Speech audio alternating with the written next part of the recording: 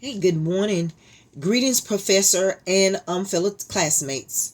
My name is Ruth Johnson, and I am providing this video to present my response to our weekly 8 discussion concerning Destroyer of the Gods by Larry Hurtado. I chose chapter 1, Early Christians and Christianity in the Eyes of Non-Christians, with the intent to summarize, provide some strengths, some weaknesses, and provide value for understanding both the New Testament and the development of early Christianity. Christianity was seen as distinct and unusual within the Roman world, and this was based on how non-Christians viewed Christians and their beliefs. Outsiders, including both the Jews and the pagans, they often saw Christians as different, as strange, and even objectionable. Their responses provided insight into how Christianity stood out in its early context. But during the second century, well-known guardians of traditional Roman religion, they found themselves in a sharp conflict with a growing Christian movement. Pagan anxieties about Christians erupted into both brutal attacks and mocking attacks. But at the same time, figures like Justin Martyr, he began crafting formal apologies addressed to emperors and the broader public that defended Christian beliefs and practices. This period saw an intellectual acceleration in which Christian thinkers actively engaged with their cultural critics. Although Christianity remained marginal at the century's outset, Eric Osborne, he argued that by the end of its era, it was already on track to become a dominant force in the empire. Now, this was an assessment, no doubt influenced by the later triumph under Constantine, a turn of unthinkable events that occurred around 200 AD. What is certain is that during this era, the members of Rome's elite, they began to pay closer attention to the new religion, whether in hostility or whether in curiosity. Pagan reaction to Christianity was overwhelmingly negative, from people's mockery and learned curses to harassment, and in some eras, the state-sanctioned suppression as seen in Pliny the Younger's prosecutions. While other sects occasionally faced temporary bans, the sustained social and eventually political opposition directed at Christians from the 2nd through the 4th centuries was without parallel. Critics such as Celsus deemed most novel cults merely mildly disgraceful, but regarded Christianity as a uniquely dangerous social occurrence. Through the intensity of persecution varied by region and grand policy, the enduring mix of popular abuse, elite critique, and official oppression was exceptional. Given these risks, one wonders what motivated individuals to embrace Christianity. Converts must have perceived compelling benefits that outweigh the real dangers of social ostracism and legal penalty, which is a question that remains surprisingly unexplored in recent scholarships. In chapter 1, it states that Roman elites perceived the early Christian movement. Hurtado draws from Roman sources to show how Christians were labeled as irrational, stubborn, antisocial, and even atheists for rejecting the traditional. He also highlighted how originality in religion was viewed with suspicion in Roman culture, making Christianity's newness a liability. The chapter continued to explain why early Christians seemed so culturally disrupted. 1, they refused to worship household and civic gods. 2, they rejected emperor worship. 3, they formed tight-knit communities that crossed ethnic and social boundaries. Now, some strengths. The author used both Christian and non-Christian texts to paint an obvious picture. And this is important because it allows him to build a more credible, well-rounded, and historically grounded picture of early Christianity.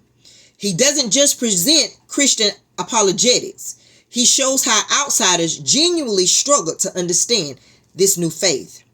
Hurtado invites readers to reflect on how countercultural faith can be both threatening and transformative by showing how early Christians were viewed as dangerous or rebellious.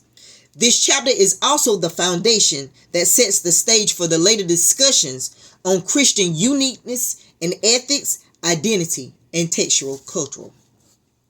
Now, future potential weaknesses. The chapter focus heavily on external Roman critiques of Christianity, which is valuable.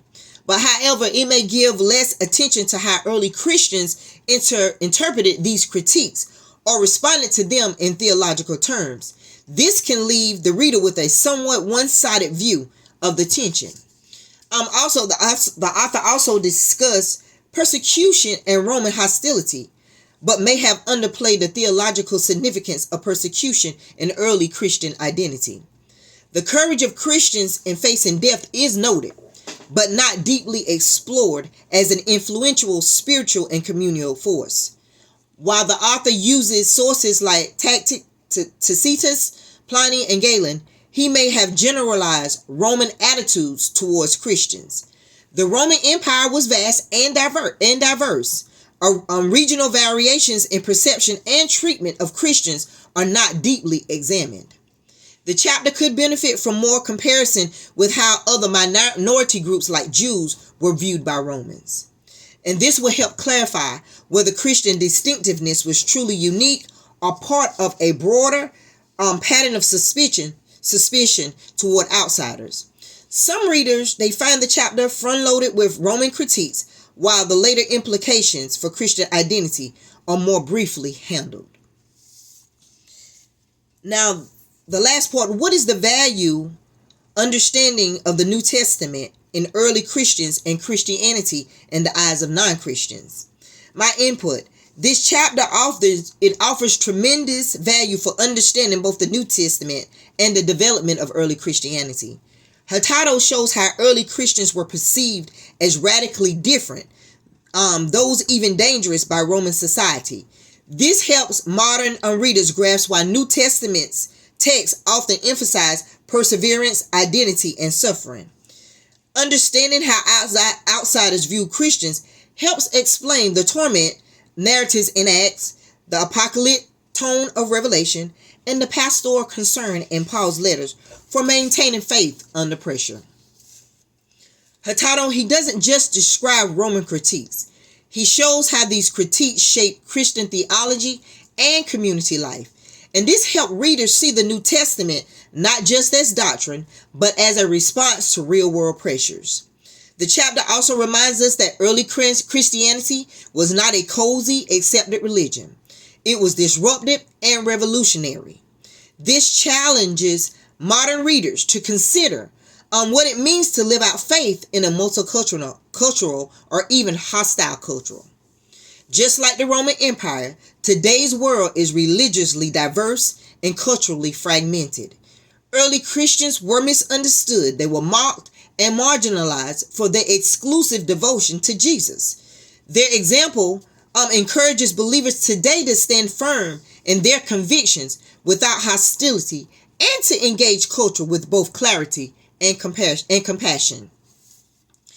In a world that often pressures believers to blend in, Hurtado's insight reminds us that faith is meant to be countercultural, not comfortable. This doesn't mean being combative. It means being courageously different in how we love, how we serve, and how we speak the truth. Early Christians were radically committed to scripture and learning, even when literacy was rare. In an age of digital distraction and small-minded passages, their example challenges us to go deeper, to study, to reflect, and let scripture show our worldview. The early church brought together people of different races, classes, and genders into one spiritual family. And in today's polarized world, this vision of radical unity is both healing and prophetic. It calls modern Christians to prioritize reconciliation, hospitality, and share life over loyalty or comfort. Early Christians, they didn't hide their beliefs. They lived them out boldly, even when it cost them.